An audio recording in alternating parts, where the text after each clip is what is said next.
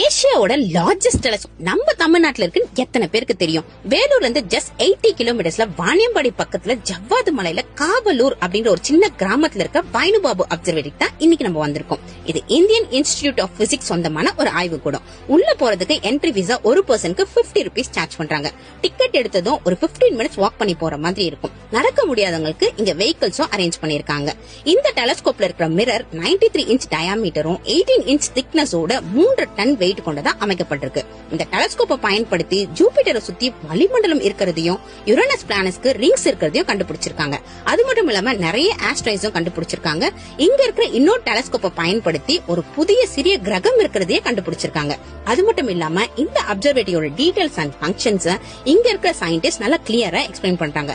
அதுக்கப்புறம் உங்களுக்கு ஏதாவது டவுட் இருந்தாலும் அதையும் கிளியர் பண்றாங்க.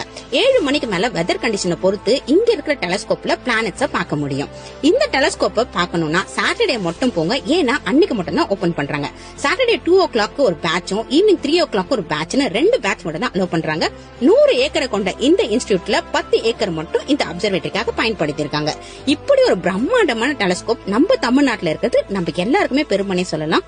நீங்களும் கண்டிப்பா ஒரு முறையாவது உங்க ஃபேமிலி அண்ட் ஃப்ரெண்ட்ஸோட போய் விசிட் பண்ணி பாருங்க. பாய்.